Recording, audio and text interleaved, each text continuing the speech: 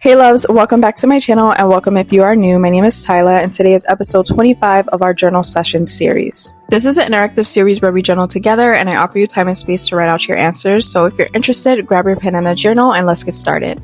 So question number 1, how has relationship trauma impacted your ability to trust?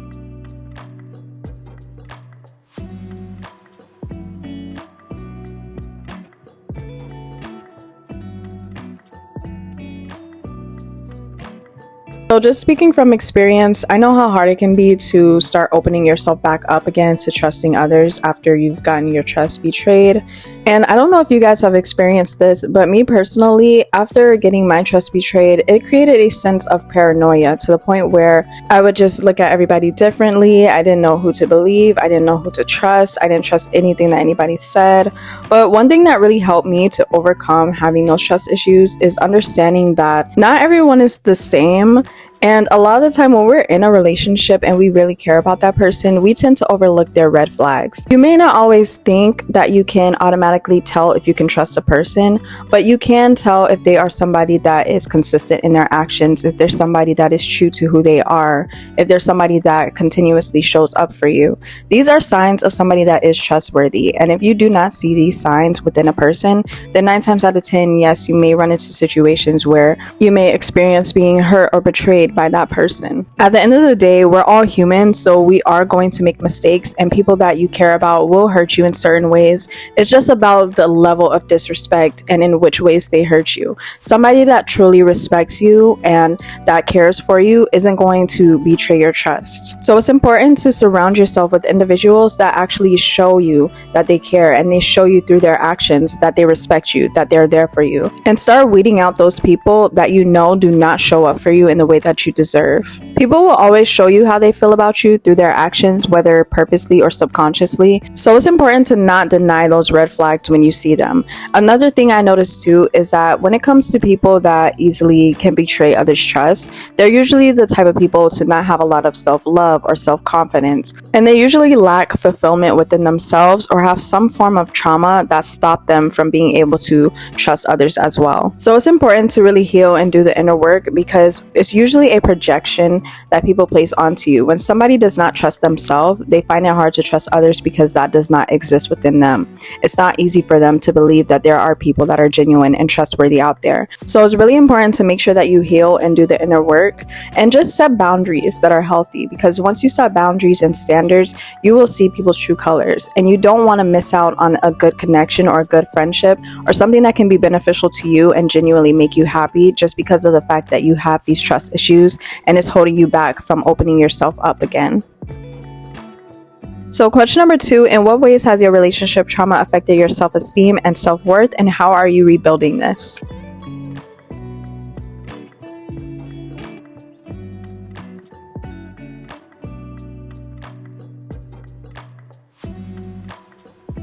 If you've dealt with somebody that was constantly looking outside of your relationship or that didn't value who you were or made you feel small, it's very normal to develop low self-esteem or to just not have as much confidence in yourself. But it's important to not base your self-worth on how somebody else treats you, especially if that's in a negative way.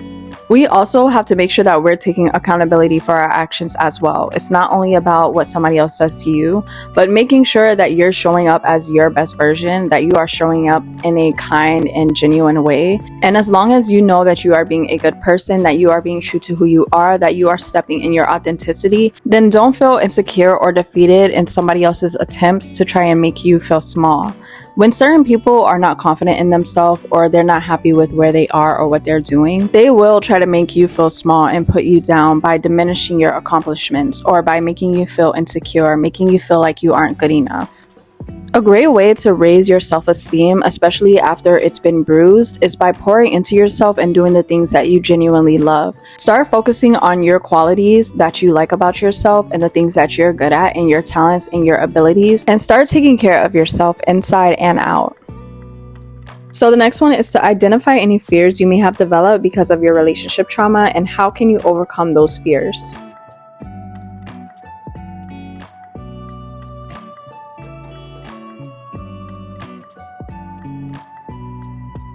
Something that I developed because of my relationship trauma was just a fear of being in another relationship. And that's the biggest one that people experience after getting out of a relationship, where they experience a lot of hurt, a lot of pain, a lot of betrayal, because it makes you nervous when getting to know the next person. You don't want to ever experience that type of pain again.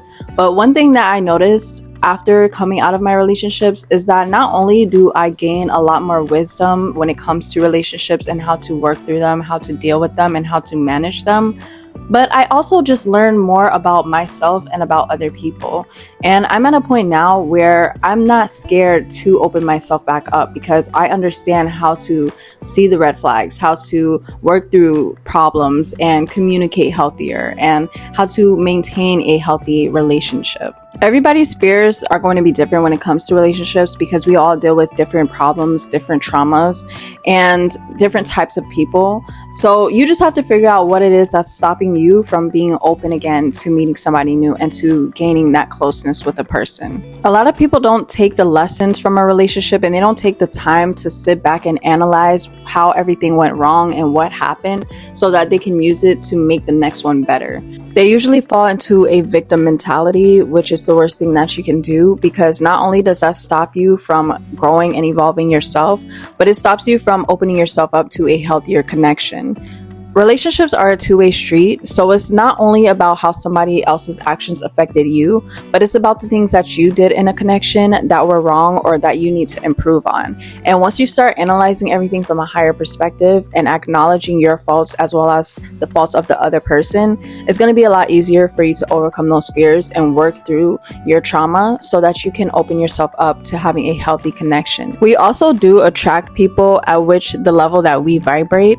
So if you notice that you attract a lot of unhealthy relationships, there is something within you that you still need to heal and overcome. And it can be childhood trauma, it can be trauma from past relationships. And for my empaths out there that tend to attract a lot of narcissistic partners, I will say that your lesson may just be to set healthier boundaries. And I want to give a quick trigger warning to what I'm about to say next, because it is a bit of a touchy subject.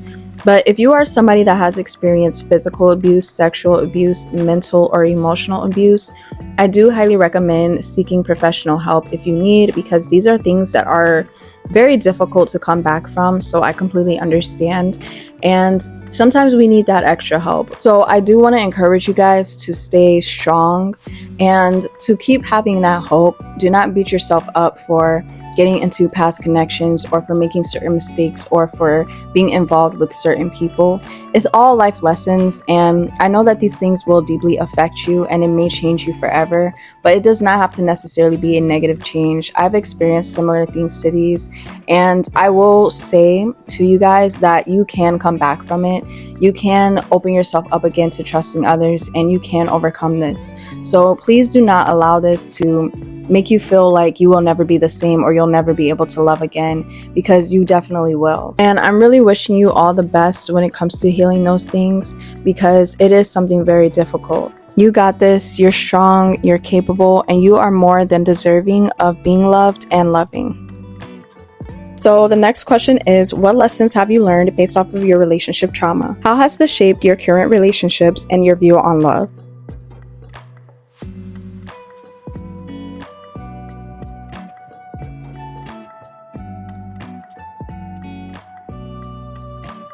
The biggest lesson I would say that I learned is to pick partners that are as serious about commitment as you are, and that love takes two. It's definitely work that goes into a connection, and it can't just be one person to put in that work. My view on love has changed, but not necessarily in a negative way at all, to be honest, because now I just know how to see those red flags and put myself first in situations where I feel unjust. And most of my trauma actually comes from romantic relationships. And despite me experiencing some of the most painful moments of my life and some of the most traumatic experiences, I still am so grateful for those things and those relationships. And if I had to redo life, I would not change anything about this lifetime, because those things that I went through really made me who I am today. And I really do believe that if I did not experience that stuff, I would not be who I am. So I don't take anything back. And despite what may happen in life, I always take it as an opportunity to learn, to grow, and to evolve. Last but not least, what aspects of your life have improved as a result of your healing journey from your relationship trauma?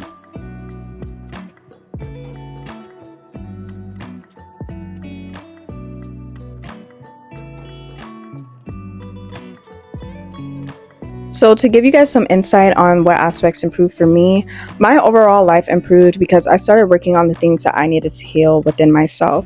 I started putting myself first and using my discernment when it comes to choosing a partner. I no longer allow anyone to overstep my boundaries, and I take my time when it comes to getting to know somebody. So that just about wraps up this journal session. This was a really good one. I don't know about you guys, but I genuinely enjoy these prompts. Now, the hardest part is really honestly the healthy relationship after the traumatic one. So I am wishing you all the best with that. And thank you so much for joining me for today's journal session. I can't wait to join you guys for the next one. Subscribe, give this video a thumbs up, and stay tuned. And I will see you guys later. Peace and much love. Look at the streets, you are not my mate. If you become a shop, not be head of state. But my people then go say, I know one buy, I know one die.